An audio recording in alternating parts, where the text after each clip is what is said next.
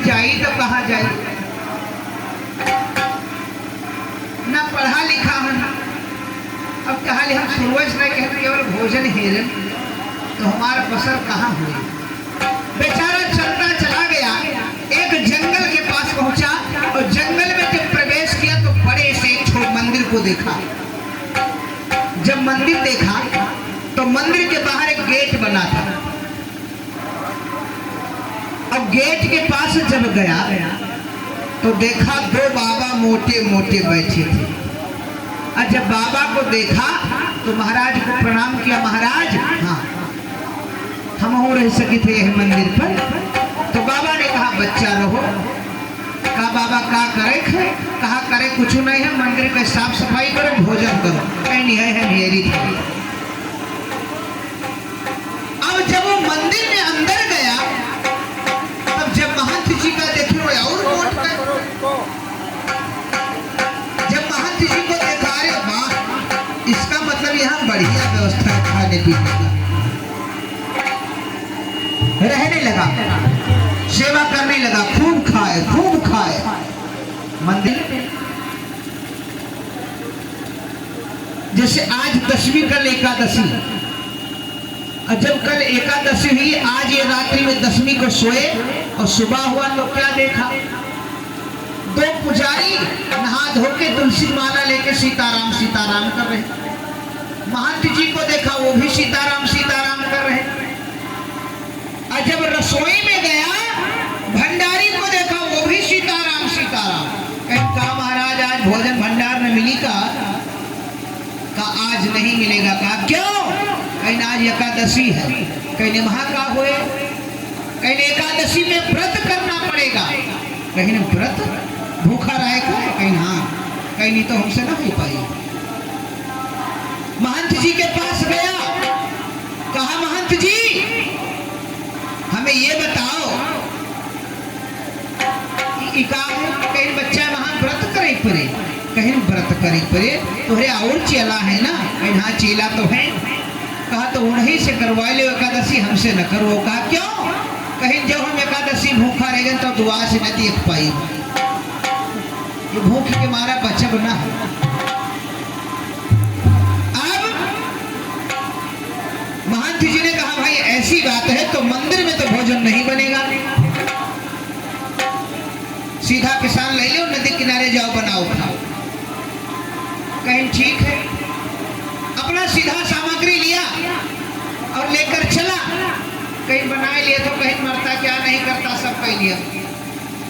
जब हम भूखान है तो कच्चा पक्का बनाए खा लिया। घर लेकर चला सीधा सामग्री। तो महंत जी कहीं नो भैया, कहीं कहा महाराज कहीं भगवान के भोग लगावे पर कहीं लगा लिया। तब एक खुराक और दियो, ये जाए मानो भगवानों कहीं है तो एक खुराक व्यवस्था के लेके चले और गए नदी किनारे बैठे। भोजन बनाए कच्चा पक्का तैयार किए। जब भोजन बन गया तो कहीं महाराज कहना भगवान का बुलाई ली। अब लोग भगवान का कोहराई जहां से कहां से भगवान को बुलाने लगा।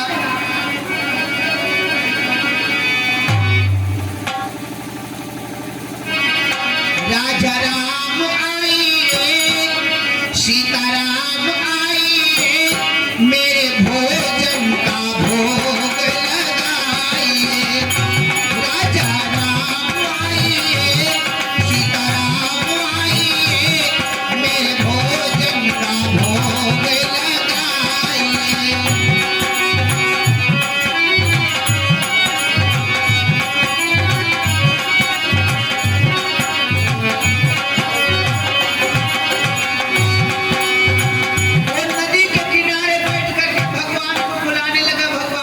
तैयार है, आओ पाओ। अब भगवान काहे आवे? बेचारा परेशान है। तो चेला ने कहा हम जाने थे भगवान काहे नहीं उठते। ना जानो अर्घा नया चुमन यहाँ यही मेहमानी, यहाँ नहीं अर्घा नया चुमन यहाँ यही मेहमानी।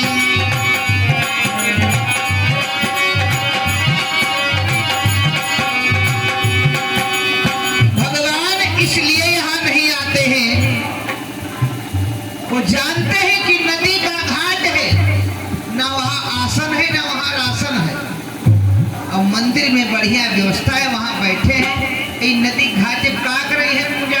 बैठे, यही से भगवान नहीं उठते।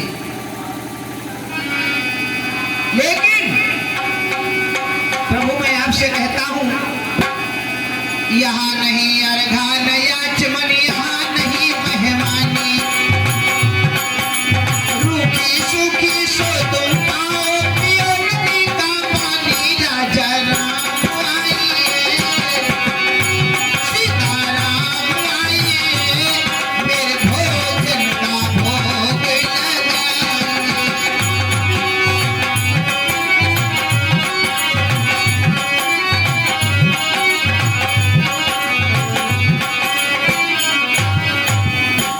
भगवान नहीं आए,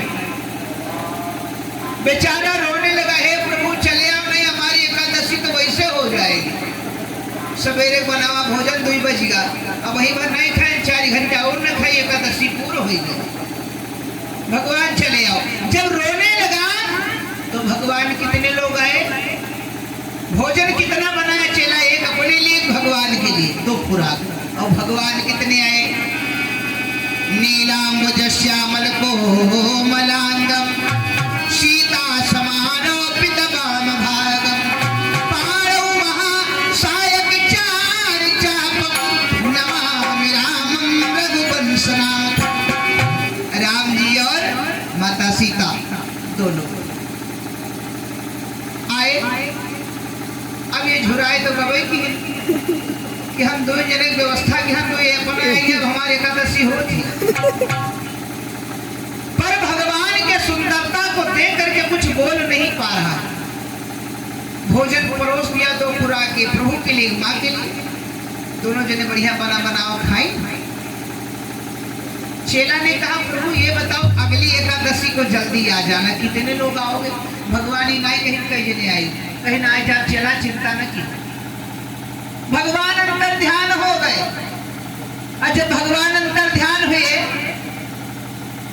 मंदिर पर आए के चेला, महंत जी कहीं व्यवस्था ठीक रही, अरे कहीं क्या करे ठीक रही। कहा क्यों, कहा आप 2 खुराक दिए, एक हमारे लिए, ठाकुर जी के लिए, तो ठाकुर ठकुरा कोई तो अपने आई गए। लेकिन महंत जी को विश्वास नहीं पड़ा, वो सोचे मानो एक पेट नहीं भरा, हिले झूठ बोलते। क्यों, कबो महंत जी के बुलाए भगवान आई कोई नहीं, किंतु उन्हें विश्वास कहां से पड़े कि भगवान आवत है। जब फिर एकादशी आई तो चेला ने कहा हे महाराज आज 3 खुराक की व्यवस्था के दियो, 2 तो अपने भगवान के लिए, क्षमता करके।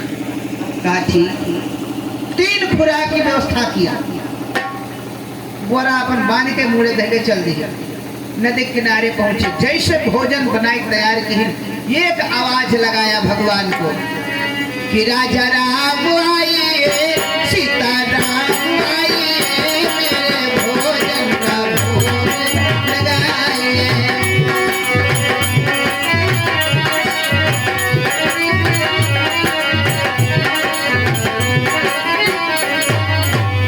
अरे एक ही बार चेला ने आवाज लगाया कि जान पर भगवान आपका ताकत रहे। एक ही दाई बुलाया ना, भगवान कितने लोग आए, राम बाम तिस जानकी, राम और सीता और लखन दाहिनी और 3 जने आएंगे। कितना भोजन बना, 3 जन के लिए, 2 भगवान के लिए बनाए, अपने लिए। अब भगवान कितने लोग आए, 3। जैसे 3 को देखा लगा बीन बजाने, फिर एकादशी हमारी हो गई। तीनों को भोजन कराया। अब भगवान ने भोजन पाया। चेला ने कहा प्रभु बहुत झूठ बोलते हो। कहा क्यों, कहा आपने बताया नहीं और 3 लोग आ गए। भगवान ने कहा चेला तुम चिंता मत करो, मैं अगली बार फिर आ जाऊंगा।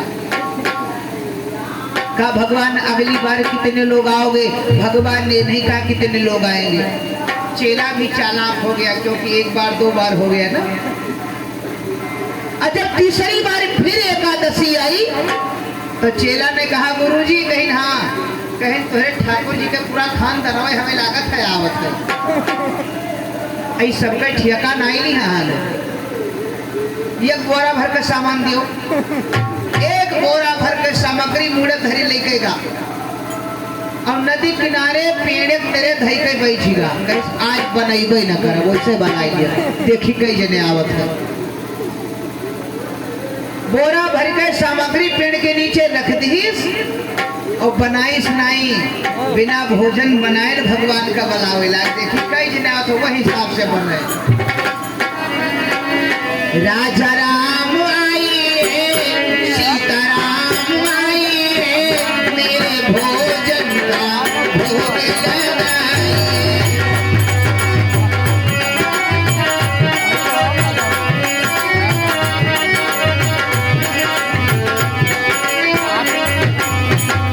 एक ही बार चेला ने आवाज लगाया, भगवानों पर का बना बनावा पावत है ना, यही लिए कितने लोग आए भगवान। राम बामत जानकी और लखन दातार, और नदी के तट पर प्रगट भयो दिव्य राम दरबार। पूरा राम दरबार इलाका नदी किनारे। चेला देखे कहें हाँ यही सुनाई बनाया ना। अरे नर नारिन को कौन बात कहे,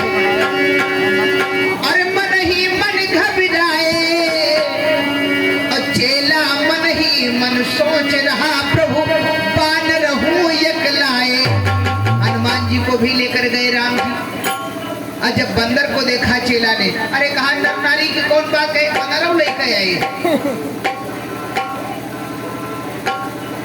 भगवान ने कहा चेला भोजन कराओ। भोजन कहाँ है? चेला ने कहा महाराज बनाओ और खाओ और जाओ। कहा क्यों भोजन नहीं बनाया? कहीं महाराज हम तुम्हारा आदत जानते रहे, एक जनक बुलाए तब 2 जने आयो, 2 जनक बुलाए तब 3 जने आयो, अब सिर्फ पूरा परिवार में उखरी आयो, ठेका नहीं लिया तो बोरा भरा धरा बनाओ खाओ। भगवान ने कहा माता सीता से देवी आज चेला नाराज है,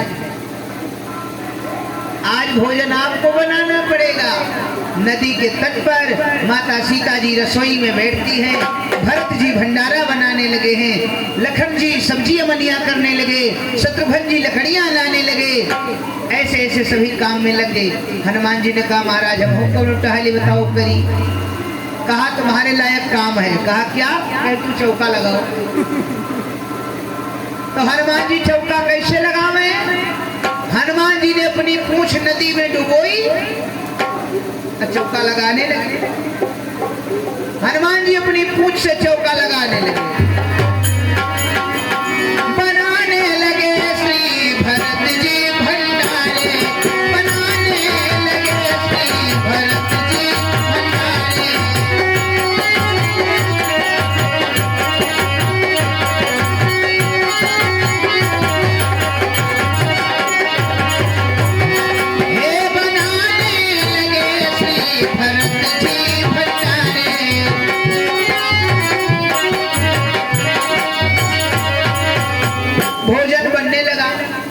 चेला तो पेड़ के नीचे बैठकर देख रहा है कि भंडारा तैयारी हो रही, भोजन बन रहा।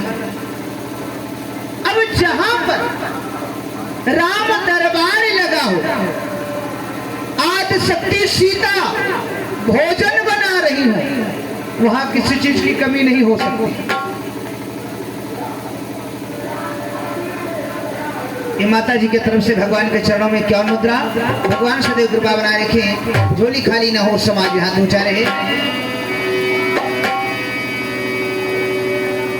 और जैसे चेला ने देखा पूर्व दिशा में मार्ग साधु, पश्चिम देखा ओर से साधु, दक्षिण देखा उधरों से साधु, उत्तर देखा अरे चारों दिशा से साधु। कहीं ये कहा लाल पेड़ पहले सब गिरा पर। जैसे देखे नहीं संतन का भंडारा है, कहीं जब कुछ थोड़ा बहुत प्रसाद मिले रहा वो गवा, अब वो न मिले, सबसे बचे साधु साफ कह दे रहे हमें नहीं मिले। चेला रोने लगा। भगवान ने कहा हे चेला तुम क्यों रो रहे हो, आंखें खोलो। चेला ने कहा प्रभु जब मिलना नहीं तो आंखें क्यों खोलूं? आई मिले को तो देखबो करी, जब न मिले न मिलावे फर्जी मुहबावे। चेला ने रोना शुरू किया, आंखें बंद कर लिया। इतने में गुरु महाराज ने सोचा कि चलिए हमार चलवा खात है कि बेचत है, जब बोरा भर के ले गए। एक देखी गुरु जी आए, देखा चेला बैठा रो रहा है। गुरु जी ने कहा, अरे क्या बात है, क्यों रो रहे हो?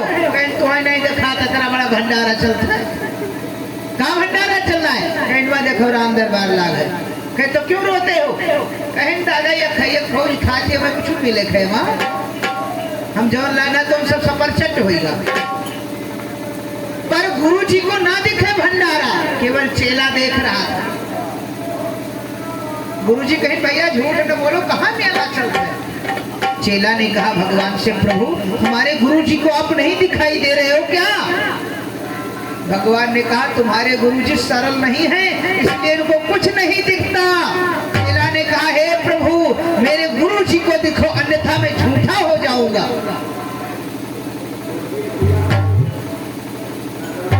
चेला ने गुरु जी से कहा, गुरु जी आप सरल नहीं हो, इसलिए भगवान आपको नहीं दिखते हैं। अरे जैसे गुरु जी ने सुना कि मैं सरल नहीं हूं, गुरु जी रोने लगे। और जब गुरु जी रोने लगे तो चेला ने कहा प्रभु आप दिखो ना, सरल की बात छोड़िए तरल हो गए। क्या देखा गुरु जी ने? अद्भुत नजारा, भगवान का दरबार। गुरु जी ने भगवान के चरणों को पकड़ लिया, धन्य है प्रभु। मैंने सुना था कि गुरु के द्वारा शिष्य को भगवान मिलते हैं, लेकिन आज मैंने देखा है कि चेला के द्वारा गुरु को भगवान का दर्शन हुआ है।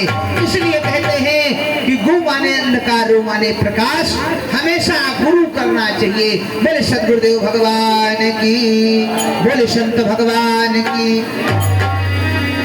जो कुछ मिलेगा वो संत के माध्यम से मिलेगा, सत्संग में मिलेगा, कथा में मिलेगा। अब जन्माष्टमी हर जगह होती, गाँव में 10 होती, लेकिन क्यों नाच कर रही है, क्यों बिरहा कर रही है, क्यों नौटंकी कर रही है, कथा बिरहा क्यों करावत है? कथा सुनने से ज्ञान होगा, और वह का देखे कल्याण नहीं हुआ खेल नचिया। अब तरफगंज चौराहा हम रुका रहे हैं, तब देखें 4-5 लड़के जाते हैं, जाना है नाचे वाले हो, तो उनका कहाँ हो भैया? कहीं मोहनपुर बांधा है, तो उनका फुलबो में बांधे जाबो। तो कथा जो होती, कथा से ज्ञान मिलता और नाच से कुछ नहीं मिलेगा। अधिकतर लोग पैसा बना लिए हैं, ये कोई उत्सव नहीं बना रहे हैं, लोग पैसा बना रहे हैं। तो इससे कुछ नहीं, ज्ञान लेना है तो कथा करो, भगवान की भक्ति करो, जागरण करो, भगवान का भजन करो, इसी से कल्याण होगा। बोले भक्त वत्सल भगवान की।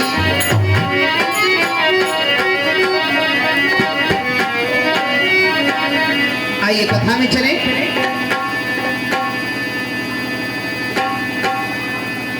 जब कंस अपने पिता उग्रसेन को कारागार में डाल दिया तो गद्दी पर बैठ गया, स्वयं राज करने लगा।